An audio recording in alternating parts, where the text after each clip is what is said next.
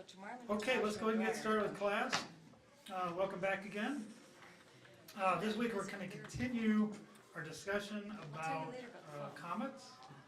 And we talked last week, we started to touch on this, about some special comets that we're going to look into today that have very clock-like or very predictable orbit paths. And so we left off last week by talking about two particular comets that would be ideal for us to look into, to look back at the histories of these orbital cycles of these comets. They're very what are called cyclical or very clock-like in their orbital time frames. And so if we can look at this, and if truly the comets were formed from material ejected from the Earth during the fountains of the Great Deep bursting forth, and then we talked about how they would form through the processes of accretion, where special circumstances that they were, this material was all being ejected from the Earth, traveling at the same speed and the same direction. And even though the gravitational forces between some of these rocks and material were fairly small, they would have accreted, they would have come together to form comets and asteroids. This is not speculation, this is physics, and it is basically confirmed by physics.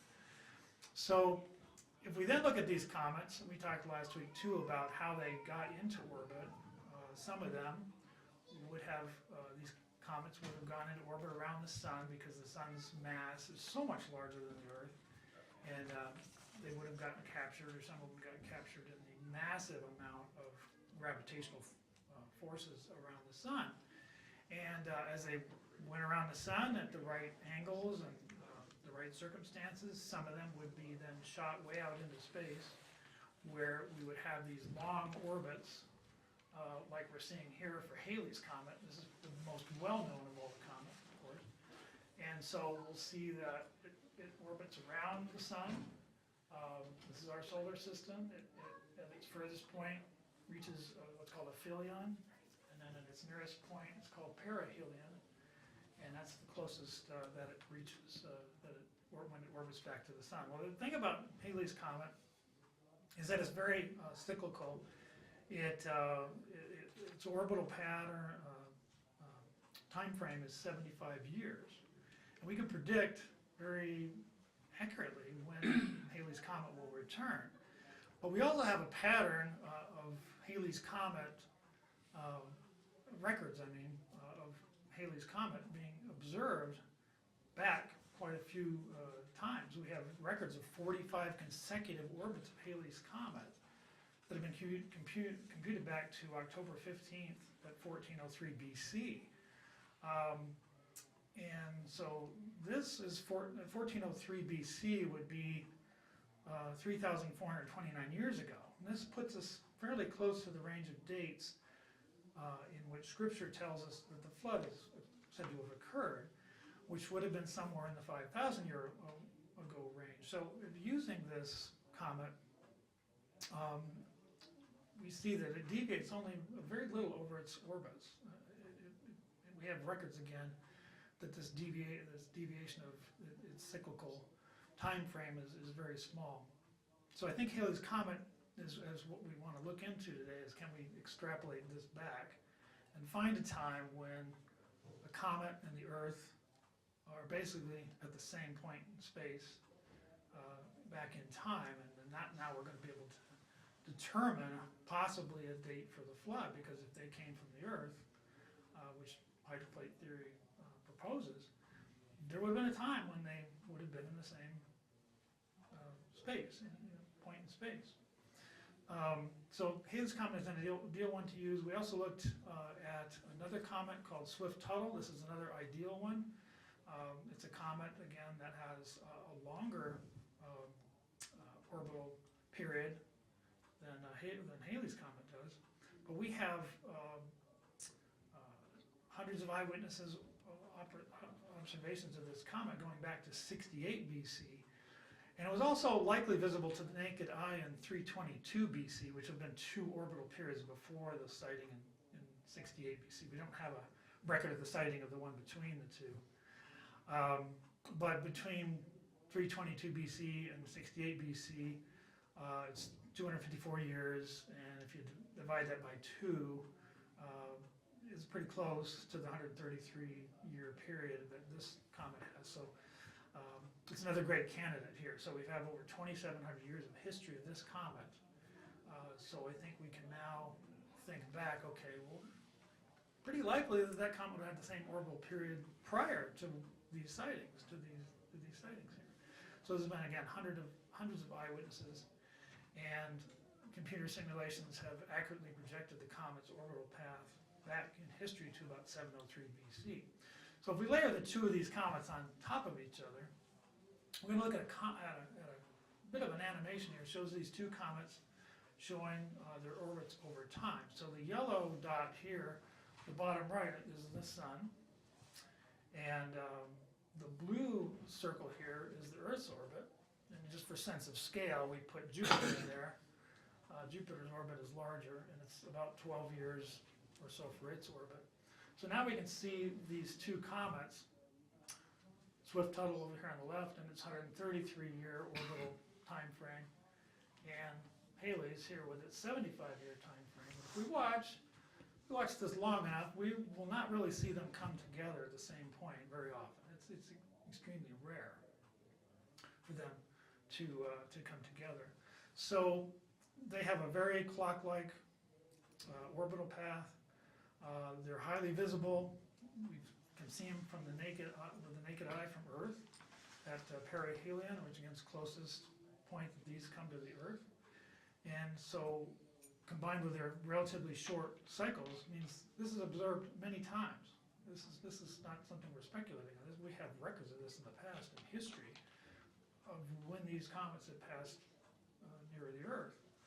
So if we then this then provides us a reasonable basis for projecting back from this point in time, from their oldest recorded histories, back in time, to see if the two are significantly near the inner part of the solar system at the same point in time, and also significantly close to the Earth at the same time.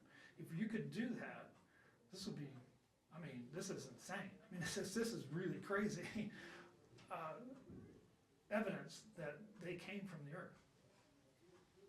So if we zoom in a bit, we show this slide, shows the sun and the Earth again in this close-up here. The graph on the bottom left shows this as a graph of the closeness in time that the two comets would pass perihelion, closest or nearest to the Earth's orbit, as we go back in time. So horizontally on the graph is time. You'll see here the time, 4600, 4400, 4200 BC. So we want to see if there's a time when these two comets are closest to the Earth. So here at like 4200 BC, we see that they do come relatively close to the Earth. There's about a 61-year difference, roughly 22,360 days apart from each other. So we should say it's about 61 years apart. So if we try another time here at about 4,400 years ago, which is 200 years earlier than 4,200, their perihelion separation is much closer. Roughly 949 days now apart between the two, rather than 22,360 days apart from each other. So this is about 2.6 years apart from each other. Now, if we follow the path of these two comets, you can see in the zoomed-in area, from the time the comet passed perihelion, it was 2.6 years until the other comet passed perihelion. And this is closer than the 61 years, but when we consider we're looking for an event that occurred within a few weeks or perhaps months of each other as these comets form, 2.6 years apart is actually kind of still a fairly loose clustering of these comets. But now, interestingly, if you go back in time, these two comets do not cluster significantly close to Earth at all until you go back to around 5,300 years ago. So if you go back 5,300 years ago in time, they, at 3290 BC, they do cluster very close to each other. amazingly, the analysis using the comet's earliest known periods based on the earliest observations shows that inside of the year 3290 BC, both of these very clock-like comets passed perihelion near Earth within just 35 days of each other. So given that today's date is 2026, I mean, this is significant. I mean, if within 35 days of each other, these are at the same place in space as the Earth. Isn't that also within the time frame of flood? Oh yeah. Because of the volatility of the flood during that time. They Oh yeah, yeah. So if we give today's date of 2026 and we add 3,290 years BC to that, we now can come up with a total of 5,316 years ago, which I think would be a very close approximate date of when the flood started, when the great fountains of the Great Deep actually burst forth. So at the current time scale of 2 seconds per year, it's hard to see and appreciate how close these bodies were to each other in such a short period of time. So to see this more clearly, we'll slow this animation down a little bit. Now at this much slower pace, now watch as Swift-Tuttle, the S, and the Earth, and now you'll see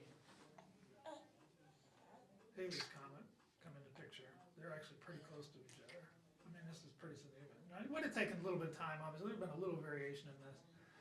But when you consider that these materials eject out within a matter of probably a few days or a few weeks from when the fountains of the Great Deep burst forth, they start to accrete. What's the blue circle? Blue I'm circle is confused. Earth's. This is Earth's orbit.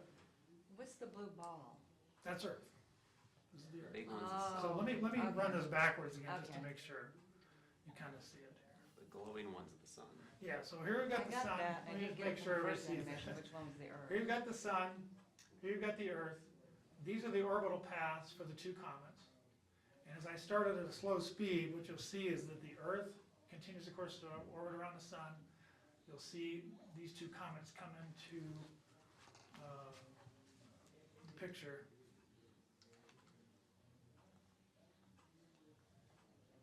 And they'll actually be quite close to each other, considering again that there's going to take a little time for them to start going into orbit around the sun. So there it passes, and there you go. So considering the huge, orbital cycles that these comets have, this is extremely close clustering. So that's within only 35 days now, where the Halley's Comet and Swift-Tuttle and the Earth all converge at nearly the same point in space. Is this some kind of coincidence? So, as we see, no matter where the Earth was in its orbital path, this is a fantastically close clustering of these three bodies. But is this significantly, statistically significant? Or is this just a random occurrence that just happens pretty commonly? And what is the error inherent in those results?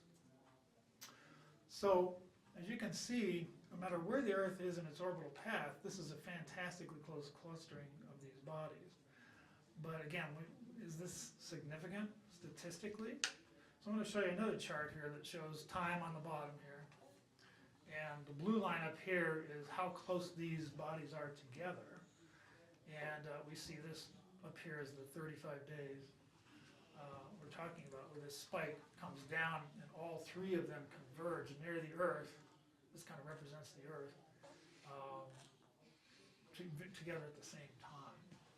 So if we now have to compress our scale quite a bit, actually, to fit this in, if we compress our scale, we have to compress it to even fit it on the screen. Because now, between the two spikes here, so this is when they would have been statistically very close together. To find it happen again, it doesn't happen again for 333,333 years. So that's pretty amazing. I mean, it averaged only once, basically every 333,333 years does this occur. So compared to flood, when that actually occurs, nowhere near that. I mean, this is pretty amazing. I mean, this is really incredible. So if you find a clustering event that's this close as this 35-day event that occurred 5,316 years ago, this would have only happened, it's over about a third of a million years. You know, this is pretty incredible stuff. So we see here that the comet Swift-Tuttle and Halley were projected back to a time interval between 4,000 and 6,000 years ago, which is the window of time that includes dozens of proposed biblically based dates for the flood. So not all scholars agree on when the flood happened. There's a few reasons for that, because interpretation of scripture. But the projection calculated the tightest clustering around 3,290 BC, exactly 27 orbits before the earliest known perihelion for comet Halley. And this is 20 orbits before the earliest known perihelion for Swift-Tuttle.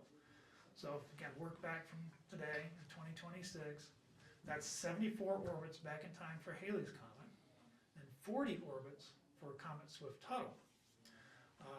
We know that Halley's comet is going to return in 2061, and Swift-Tuttle will come back in 2125. So we can predict from their orbital cycles that's when they're going to be.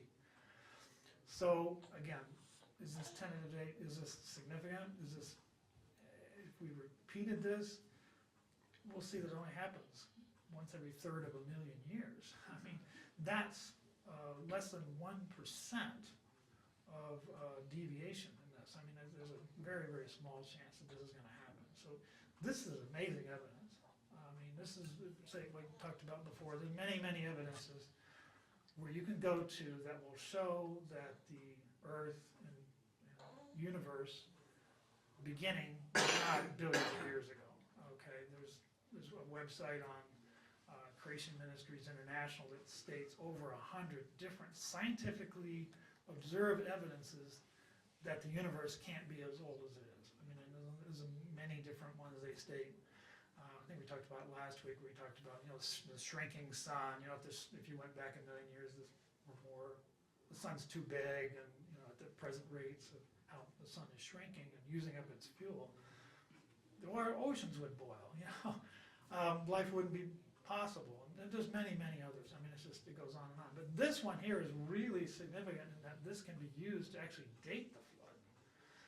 Others are consistent with a young Earth, what's termed young Earth, but this one actually is different in that it can actually go back and you actually can fix a date, basically, for when these are together.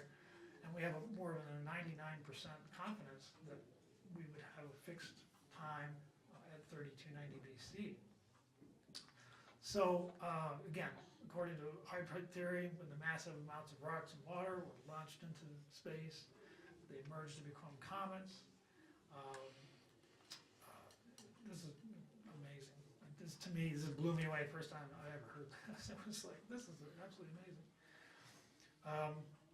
So realize over the last 2,000 years, hundreds of scholars, biblical scholars, have tried to date the beginning of the flood, and many have given ranges, so they have proposed really hundreds of different ages. So typical, but not necessarily correct, a biblical calculation for the flood beginning gives the year 2519 BC as the date of the flood. But unfortunately, several biblical manuscripts contain some major uncertainties. It's a pretty deep study to get into the many proposed dates. I haven't done this. I'm just taking their word for it, for the flood. But by these scholars realizing there are some uncertainties in Scripture, we just can't nail it down specifically. But of 5 of the dozens of proposed biblical dates do fall within this 3290 time frame we're talking about here with the comets, plus or minus about a 100-year time frame. And also there are other confirming evidences of this date of 3290 BC being an accurate date. So now if we have the flood dated at 3290 BC, enough time now has transpired for the oldest living tree on Earth to have grown. And the oldest living tree now is a bristlecone pine tree in It's located in the White Mountains of California, and it's now been calculated to be 5,062 years old, using tree ring dating. So this dating of 5316, 5,316 years ago, fits nicely within that. I mean, it's close. You know, given the tree would have probably had taken some time to to have rooted and grown, this kind of fits nicely within that time frame. So almost all other biblically based dates for the flood don't allow enough time for this tree to have reached this age, which I think is pretty interesting. So it should not be surprising that some trees alive today started growing soon after the flood. Again, I think this makes perfect sense again. And also genetic studies give us another strong evidence. So genetic studies have been made possible because the cost of doing DNA sequences of humans has dropped. It used to be extremely expensive to do that. But according to several of these studies, the most likely date when these rapid mutations began, and therefore a good estimate for the date of the flood, has been calculated at 3103 BC. And again, think about the flood. There's only 8 people alive on the entire Earth after the flood. Everybody else is wiped out. So if we now look at a good estimate for when mutations started to accumulate, it fits again right in there really nicely with the date of the flood. So again, pretty amazing stuff. I think this is one of the most amazing things that I've ever seen as far as calculating a flood. So using this figure, the creation then would have been in about 5,332 BC, adding the 1656 that we know from creation to the flood that's recorded in Scripture. So now we can see the Earth is pretty likely 7,500 years old, roughly 100 or so years plus or minus. And so using this figure, I think, obviously this is a far cry from 4.5 billion years. I mean, that's what your evolutionists will tell you, is that it's 4.5 billion years old. Well, no, I don't think so. So some final thoughts on comets. So before we get on to asteroids and TNOs and the moon, TNOs are trans-Neptunian objects, which we're going to cover next, but people are usually surprised at how many theories try to explain comet origins. There's actually a number of them. We talked about the Oort cloud theory, but there's actually a number of other ones beyond that. This Oort cloud theory is by far and away the most popular one today. It's the one that's pretty much supported by most of your evolutionists out there. Again, the Oort cloud is this cloud out, so far out we can't observe it, but it spits out and provides comets that somehow make it to our solar system, even though this cloud is, so far away we can't even observe it. Doesn't sound like a very scientific thing to me. But there are other less supported theories on the origins of comets, like the exploded planet theory, or the volcanic eruption theory, or another one called the solar stream theory. And there's others too, but they all have scientific problems that are very serious that make them extremely unlikely. For example, the volcanic eruption theory is a theory that they could have formed via volcanic eruptions here on Earth or elsewhere in the solar system. But it's not very likely, since the largest volcanic eruption we've ever observed would have less than 1,000th of the energy needed to launch even a few comets into the atmosphere. And also we have asteroids and comets containing water. We don't see water on other planets. Again, there's so many scientific issues with these that, again, they have to come up with something. They're not going to think that it came from the Earth. They're not going to consider that it's anything to do with something biblically, supported. But they've got to come up with something, so they come up with all these ideas. And even though it can be, shown to have very serious scientific problems as well, the Oort cloud theory remains the theory that you're going to hear from the evolutionary community regarding comet origins. So since they'll never think about anything supported by any creationist, we have only the Oort cloud, for the most part in secular science. And the obvious problem here is that having only one theory popularized or taught, usually as a fact, leads to its dominance and continuation as the only theory taught, even though it has a growing number of scientific issues. So Thomas Kuhn, he was a writer, a scientific writer. He wrote a book on how science works, and it was titled The Structure of Scientific Revolutions. And he wrote this in 1970, and he shows how such monopolies in science continue, often for centuries, until startling new evidences arise, along with a theory that is better that explains all the evidence. What ends up happening at that point is there's a very slow redaction process. This doesn't happen quickly. I mean, when you see this, there's resistance many times. People are embedded and have, believed a certain way for a long period of time. It's hard for them to change. Sometimes it's difficult for them to change. It's accompanied typically by hostility from those, sometimes whose income and power and pride and prestige are rooted in this old paradigm, this old theory. But this reminds me of a passage in Proverbs. Proverbs 18:17 comes to mind here. And this passage states, "The first to plead his case seems right until another one comes along and examines him." In other words, sometimes the case might seem right, but look at other evidence. Consider other options. Be open to looking at different evidences. So science, unfortunately, is kind of similar. It suffers because of this. Similar to other activities as humans, right? So as an analogy, if you drove across the country and you found more and more details contradicting the map that you had, you might suspect you made a wrong turn somewhere. Coming to this conclusion forces you to admit you made a wrong turn in error. It's something that we men don't have a very good track record of doing, right? I didn't make that wrong turn, right? So admitting a mistake is difficult. It might be difficult. Backtracking and finding the correct road consumes time and fuel. And in science, paradigm shifts like this are costly and sometimes very slow, and damages to some reputations and businesses, and even destroy major worldviews, certain segments of the society. Again, this doesn't happen easily. There's, again, a lot of times resistance with it. So new evidences will spawn new theories, and a new testing cycle can begin. However, when only one explanation is taught and seldom questioned, the cycle can stop. So we should never think that we have a final or proven answer. Like, we know science rarely proves anything. There's always new discoveries that come along that can change things. So fundamental changes in thinking are strenuously resisted, but are inevitable if the scientific evidence supports those changes. And again, you think about even textbooks. Once something gets embedded into a textbook, it takes decades a lot of times to get it out of there, and it'll still be taught by people who maybe haven't heard the newest information. It just error builds upon error upon error. It's just, unfortunately, it's the way things work.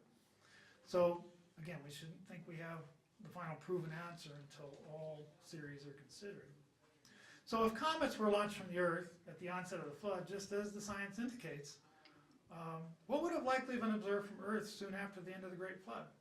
What do you think would have happened? What do you think the people who lived in the few hundred years after the end of the flood would have seen? So as Noah and his wife and their 3 sons and their 3 wives started to repopulate the Earth, so I think they would have seen something pretty interesting. Earlier, we indicated earlier in the class that comets are being steadily removed from our solar system. So each time they pass near the sun, some of their mass is burned off, and they deteriorate at a pretty steady rate. We also witness them being expelled from our solar system. Talked about that previously. But we never have witnessed any inbound comets. Right? So that's significant, again, especially against the Oort cloud theory. If the Oort cloud theory is right, we should have witnessed some inbound comets, right? But we never do. We've never seen it. And they also sometimes collide with planets and moons and other planets and the sun sometimes as well.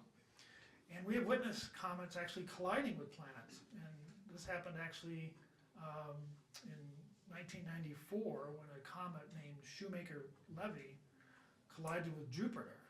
So as we indicated earlier, this observed rate of deterioration of comets they should all be gone in around 10 to 12,000 years. We shouldn't see comets, for the most part. And obviously this is way different than 4.6 billion years that evolution states. But at this rate, obviously all comets would have disintegrated eons ago. And without a valid method of replenishing them, we should never even have witnessed one. If evolutionary theory is correct, we shouldn't even know that we ever had comets. So remember that the current vogue theory is the Oort cloud. I think it's as a rescue device. It's an unobserved rescue device. It doesn't have any shred of evidence supporting it. But if we think now back about what would have happened if the Bible is true, right? So think about this. For the centuries after the flood, it would have been expected that comets would have been much more frequent than we see today. There would have been probably a lot of comets. It would have expected that we would probably have had some of them collide with Earth.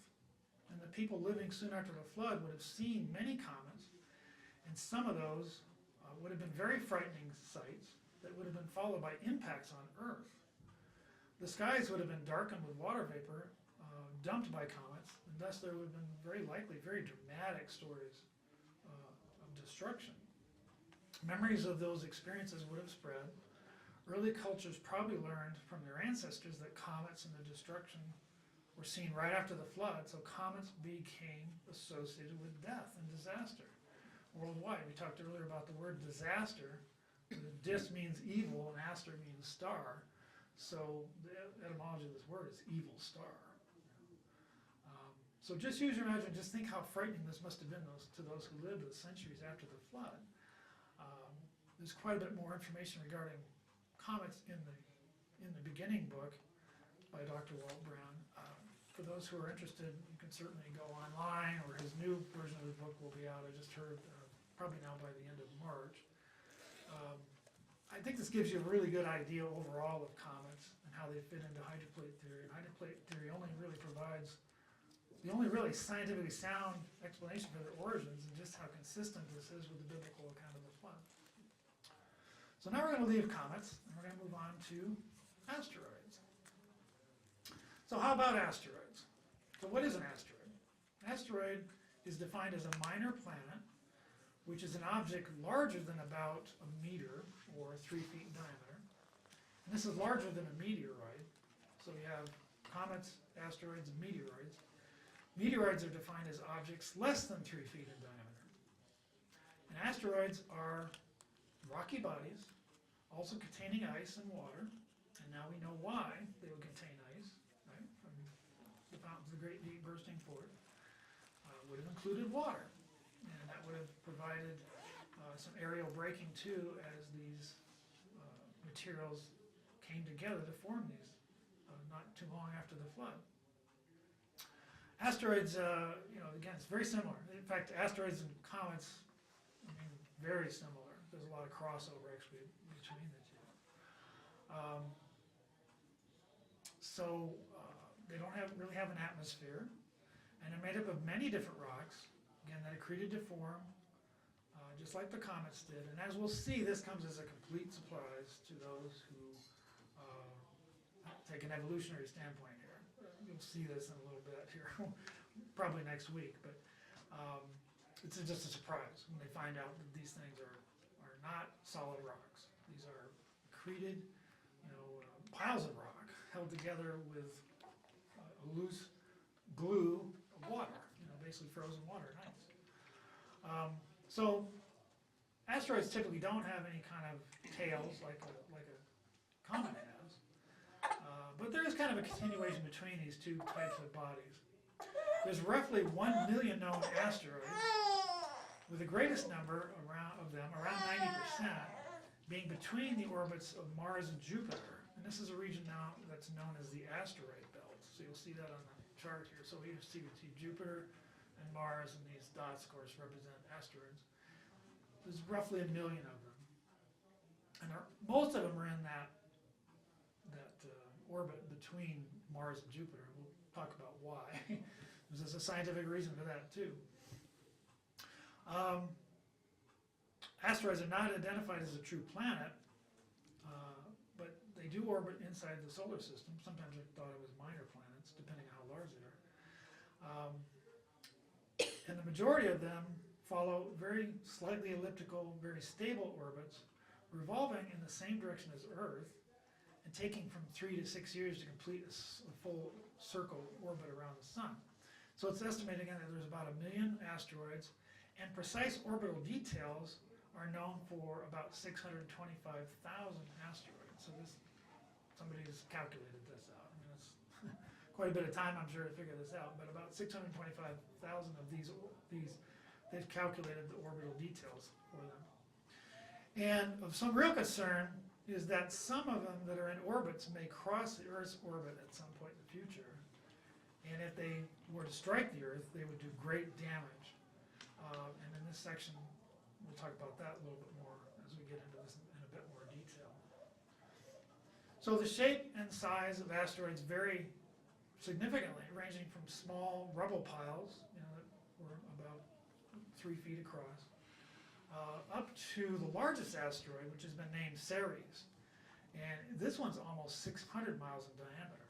So we see now Ceres and some of the other smaller asteroids here. This thing is tremendously bigger than any other of the asteroids. In fact, this one asteroid makes up about 1/3 of the total mass of all the asteroids combined. So if you combine all the asteroids together, about 1/3 of the mass is in this one asteroid.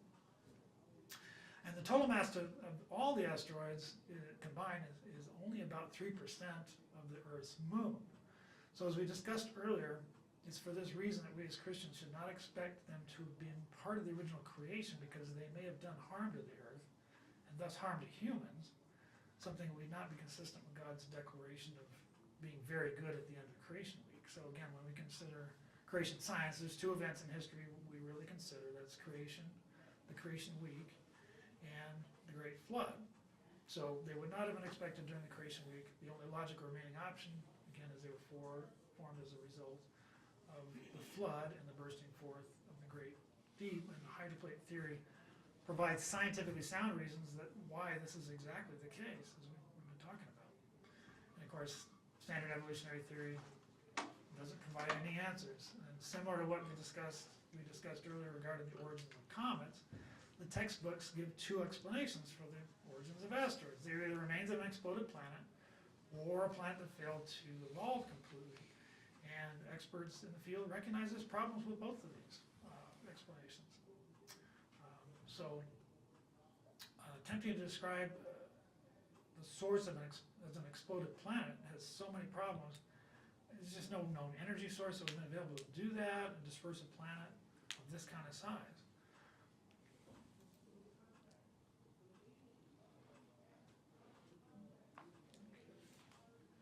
So the total mass of all known asteroids, if we are considering that they come from the Earth, would that fit if they came from the Earth, if the Earth was a source of it? So I think, yes, this seems very plausible. So see here on this slide that the Earth, of course, is on the right, and our moon is here, much compressed distance here, so you can see them side by side. But the total mass of all the asteroids is about 0.043 to 0.048% of the Earth's total mass. So there's a lot of asteroids out there, but it's just a small portion. It's under 5/100 of 1%, the total mass of the Earth itself. So I think from that, it becomes evident it's entirely possible the Earth could be a source of all these asteroids, as well as comets and meteoroids as well. I mean, if it was half the Earth, that would be a totally different issue, right? I mean, but this is a very small part of the Earth. I was just wondering, because you said one of the theories for the asteroids forming was exploded planets, but they wouldn't have an energy source. Couldn't they also have been blown apart by colliding with each other? Well, the problem is that they would scatter. The gravitational forces of these small particles would be very small, and the only way they can come together to form these bodies is moving at the same direction at the same speed. I mean, if they're striking each other, like we showed in an earlier slide, they scatter. I mean, there's not enough gravity to pull them back together again. And some of these speeds in outer space are fairly high. I mean, they're moving pretty quick. as we'll see when we get into asteroids too, they'll range,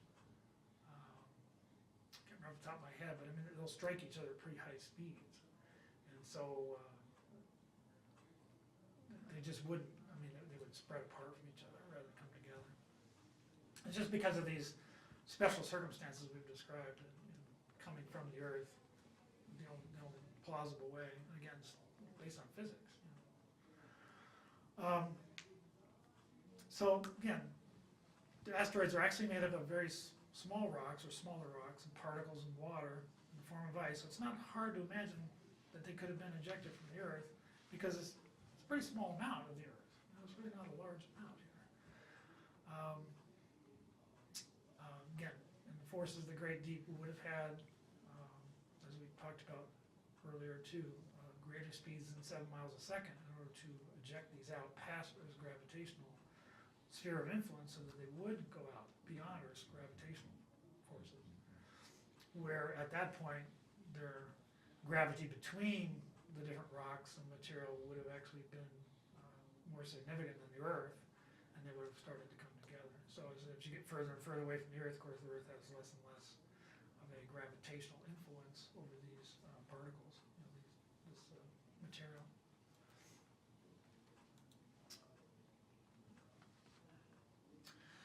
And then for the first time in U.S. history, NASA launched a probe called OSIRIS-Rex. And its mission was to go out and collect a sample from the surface of an asteroid. And the asteroid they chose was an asteroid called Bennu. And they collected the sample in May of 2021. And the assumption, of course, from NASA is that this is a 4.6 billion year old asteroid. So here shown is the spacecraft that was launched back in September 8th of 2017. And then it began its 39,146,385 mile journey to Bennu, where it rendezvoused with Bennu on December 3rd of 2018. So on October 20 of 2020, this OSIRIS-Rex actually touched down on Bennu and successfully collected a sample. This is an artist's rendering of what, this is the spacecraft here as it landed. So it collected up this sample. So on May 10th of 2021, OSIRIS-Rex left Bennu, this satellite, or this asteroid, and began its trip back to Earth. And then on September 20 of 2023, it brought these samples back to Earth. So here's OSIRIS-Rex coming back into and meeting up close to the Earth. And so what was amazing from these samples is that they started to analyze these return samples and found out that they're also made up of the same materials as Earth. So again, we talked about this earlier as well. So this is an example of this. So they found water, traces of water, salts, silicates, limestone. We'll talk about the origins of limestone too in later class. It's pretty significant too. Clay and olivine, iron and nickel, and other such matter that's found right here on Earth. So again, this is very consistent with it being launched from the Earth.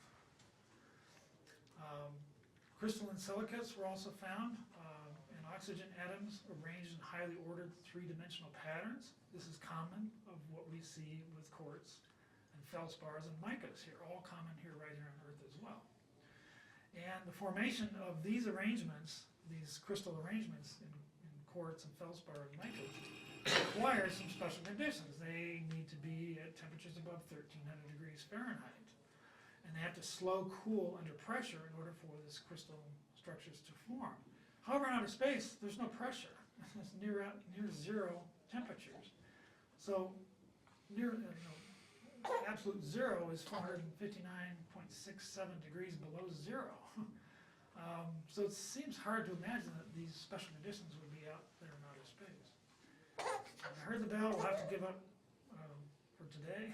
Come back next week. But next week we'll begin with the other thing they found on Bennu, is they found organic matter. This is a very significant thing. So we'll save that for next week. Any questions, let me know. And thank you again for your attendance. Appreciate it.